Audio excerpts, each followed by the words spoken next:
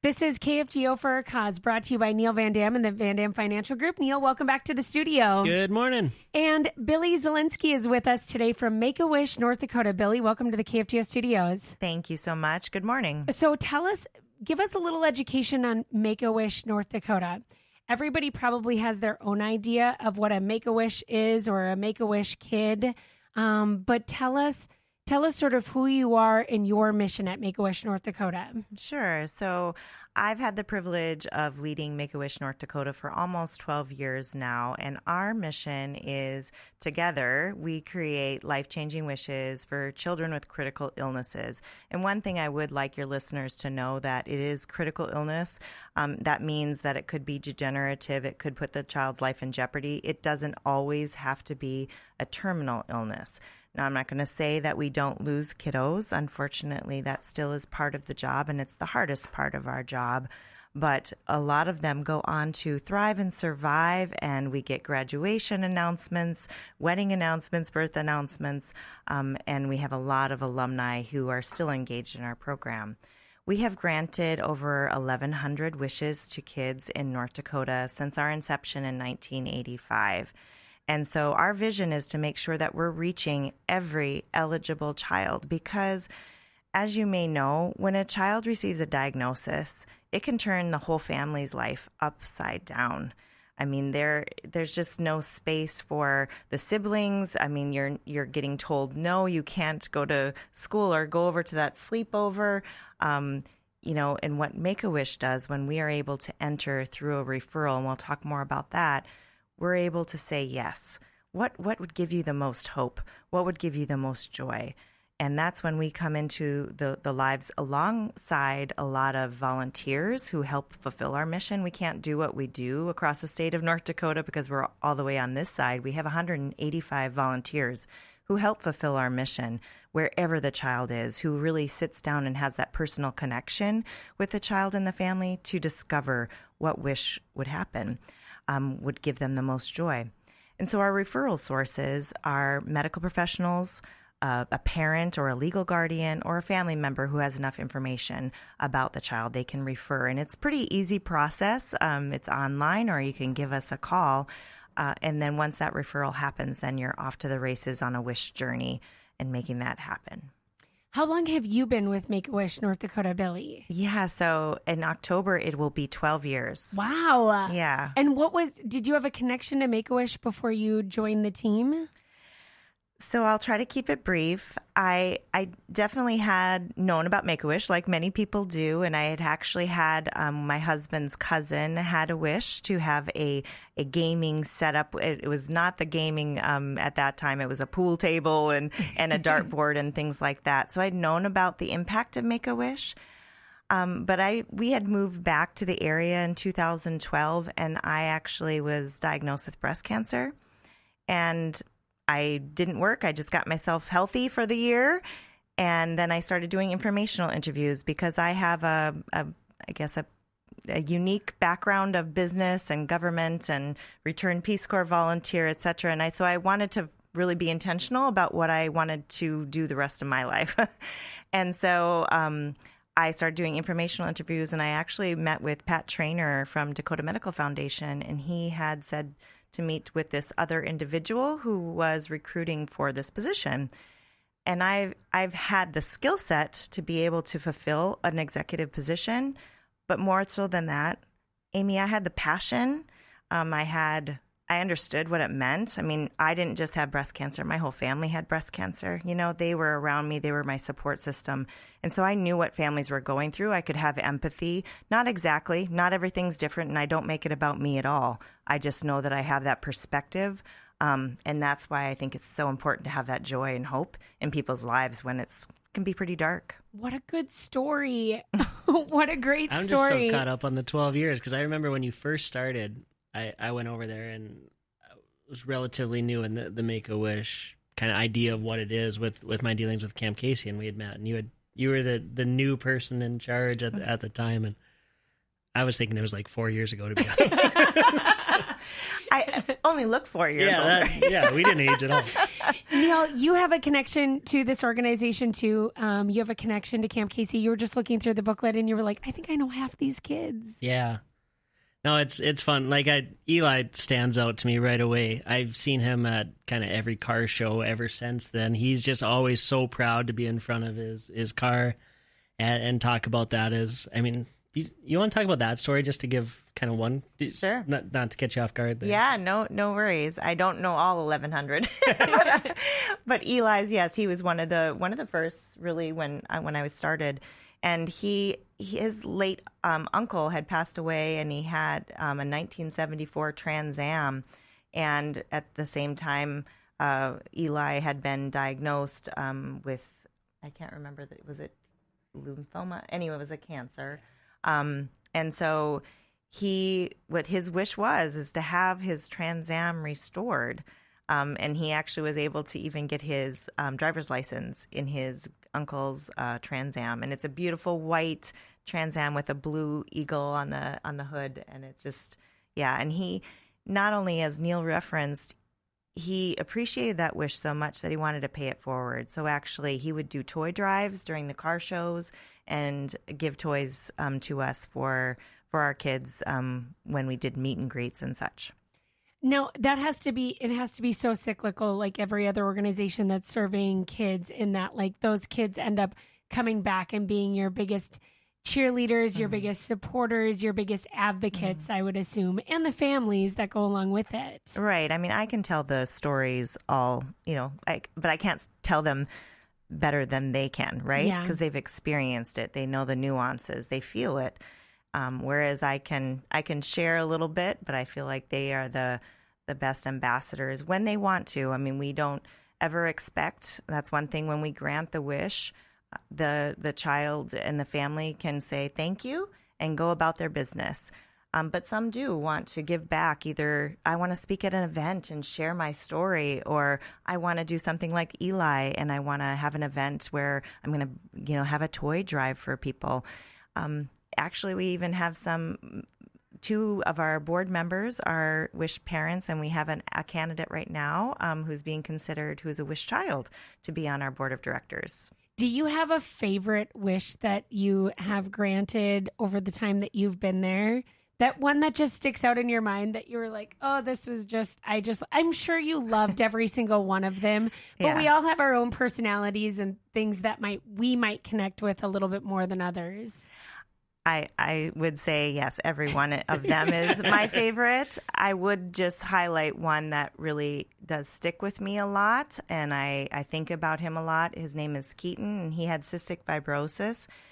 And he'd been hospitalized many times during the holiday season. And what his wish was to be Santa Claus and go and give toys and candy to kids in the hospital. And so with a partner with Macy's during the Believe campaign, they transformed one of their dressing rooms into a winter wonderland. And we had a little Santa suit made for him, some elf suits made for his family members. His school came out and they had hats on for Keaton. And he had his bag of toys, and we took him down to Broadway, and it just started to snow ever so slightly when the horse-drawn carriage was taking him up Broadway to Children's Hospital. And we had just put a call into Dakota, or to Downtown Community Partnership, to say, hey, could you just share with some of your businesses that we have this kiddo who's coming down? In droves, hundreds of people had signs that said Happy Wish Day Keaton. Even the Fargo Theater marquee said Happy Wish Day Keaton. Everybody, and he was just waving. It was just the best day. And then when we got to the hospital, it wasn't like here's your toy and happy, Merry Christmas, or it was he read a book to a kiddo, and it just, he became Santa. And I'm sorry to say, I get a little emotional today. He's no longer with us on this earth, but he's definitely here in spirit. And just the resiliency of children to want to give back to other children. in that moment of their wish. Their wish is to give back to other kids. Like, what a great example for us. Now you're making me cry. We're all going to cry. Yeah. It's okay, I remember being there holding the sign for Yeah, that. yeah. And he got a big Sandy's donut that even said, yeah, everybody just really wanted to be a part of that holiday spirit. It was pretty amazing. Billi Zielinski is with us. This is KFGO for a Cause, and she's from Make-A-Wish, North Dakota. More with her when we come back here on KFGO. Welcome back to KFGO for a Cause, brought to you by Neil Van Dam and the Van Dam Financial Group. I'm Amy Eiler, usually here on It Takes Two from 11 to 2, but I hang out on Sunday mornings with Neil and wonderful people like Billi Zielinski, who's with us here now from Make-A-Wish, North Dakota. So one thing we were talking about on break here was my connection with Camp Casey. And one of the best icebreakers we have when kids come in, usually we know some of them, but not all of them.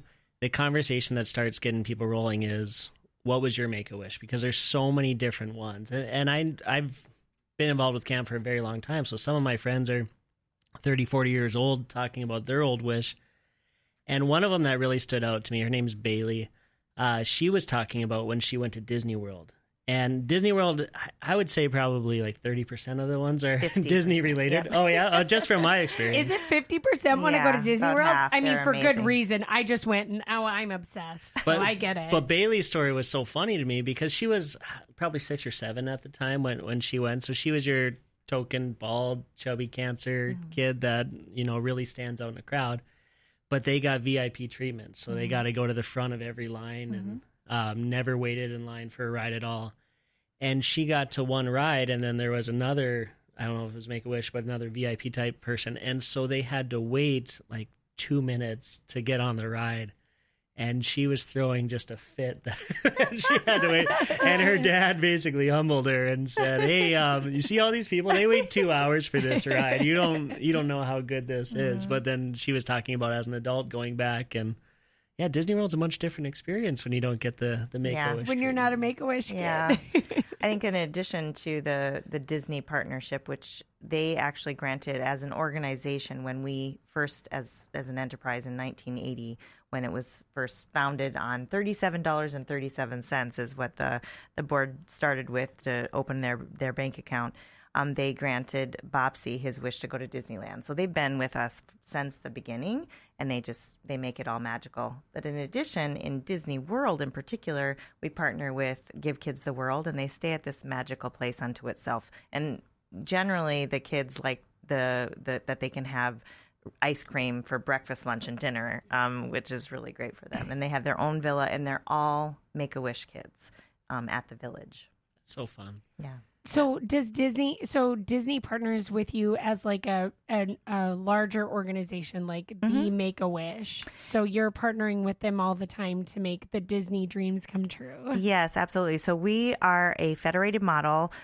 So we have our national office headquartered in Phoenix, where the starting of Make-A-Wish happened in 1980. And then there are 57 chapters. So a lot of people, once they heard about Chris's wish, which was his wish to be a police officer, inspired the whole movement. They wanted to be a part of it. And so some caring individuals here in North Dakota started ours in 1985. And what's so cool is that we are our own nonprofit, but we have this network and connections with other sister chapters. And we can say, hey, what did you do on this kind of a wish or what have you? And that's our national office allows us to have not only those bigger corporate alliances like with Disney or Subaru or even celebrities. So I don't have to have, if a kid wants to meet a YouTuber celebrity or even we just, or had we helped a fellow sister chapter with a child to meet Zane Brown. I mean, that was kind of we don't have to coordinate with the agents of a celebrity. That just happens with our national office. So we really, That's cool. Yeah, it's very cool. Have good collaboration. Yeah, that's amazing. Now let's talk about this piece. You are a nonprofit. This doesn't just happen, right? You need to have partners. You need to have financial resources to make this all possible. I'm hearing about all these things and I'm thinking, oh my gosh, this is taking a lot of resources, a lot of money, a lot of people power to make this go. For sure. I mean, the average cash cost of a wish is about $7,500. We do leverage some in-kind, so that Give Kids the World, some Disney in-kind, etc. But we also, we depend on caring individuals, corporations, businesses, granting foundations, other individuals, and also legacy giving. And I think that's where, Neil, you sit at a really great intersection between wealth and values. I mean, when a client comes to you, they share their vision for what they want for their future, right, and beyond. And you really get to transform those hopes into a well-crafted plan. And I think that you're uniquely positioned to also have those conversations with care and insight. And when charitable giving comes into the picture, I think that, being aware and being knowledgeable about a Camp Casey or Make-A-Wish or other organizations, you can share with them and really match their values and have them be real intentional and strategic and have a real deeply personal way for them to give, either now or later, whether it's required minimum distribution or otherwise. But I'd welcome your advice on how people can get involved in so many missions. Well, you had mentioned it to me, actually. It was QCD, Qualified Charitable Deduction. That's something when you're over age 70 and a half, usually it starts at 72 or older, where you have required minimum distributions. That's where you have money saved in your IRA or 401k that they force you to take money out. It's about 4% or a little bit higher per year. Luckily, we do have some people that are in that position that say, I don't really need that money. I don't want to take it out. I don't want to pay the taxes. But they are charitable. And most people are just writing charitable checks out of their checking account and saying, I want to give $1,000 to Make-A-Wish. But what we can do is you could talk to your advisor, if they're able to do that, and say, take money from my IRA and give it directly to Make-A-Wish. That way you avoid the taxes on taking that out, paying the taxes, and then typically people pay what's left. Maximizes money for the charity plus for yourself. One unique thing about you guys as well is airline miles. Mm-hmm. A lot of people don't think about that. It's like, well, I'd like to help the organization, but I don't have a lot of extra money. But yeah, obviously flights are a big part of what about 75% of our wishes every year involve travel because even if they're going to see a celebrity or they're going to Disney or they're going to Hawaii, wherever it may be. And so, we're one of the few charitable organizations who can accept unused airlines, mainly from United and Delta. Those are the main carriers here. However, there are programs at American and Southwest, but United and Delta, it really does come just to the chapter. So our Make-A-Wish North Dakota. So we do a miles drive every year. But it's anything 1,000 miles or above. And that's what's really cool about the program is that you don't have to have a whole ticket. I don't need 50,000. I mean, I love a million miles, but you can have 1,000 miles and then Neil donates, 5,000 miles. And then Amy, you donate 10,000 miles, and we almost have a ticket, right? So that's what's cool is that it's really a community coming together to make wishes come through. It defrays our costs of our wishes. See how fast this goes? I am telling you, it just flies by. Okay, Billi Zielinski, if people want to get involved with Make-A-Wish North Dakota, you have miles drives. Of course, we talked about that financial aspect, but do you look for people power? Do you want volunteers? Like if people feel inspired by hearing this conversation, how can they be a part of your mission? Yeah, so you can give me a call at 701-280-WISH, which is 9474, or you can go to wish.org/North Dakota. There are ways to help there. It can be if you are we're always looking for people who want to be a part of it. We'll try to match your skills with what you want to do. Also, donate now button is right there. So if you ever want to give an online gift, we make it pretty easy. Or we have an endowment. You can talk to Neil. There are a lot of different ways. We just want to, it gives the person who is giving joy to give. It not only gives us joy to receive. And your Yeah. gala's a lot of fun too. Yeah. That's in the spring, right? Yes, we'll have our Wine and Wishes here in Fargo. I should know the date, but it's in March. Okay. Look for it in March. Okay, Billi Zielinski, thanks so much for being here. Appreciate Thank you so it. much for having me. And Neil Van Dam, thanks for another great episode of KFGO for a Cause. Thanks.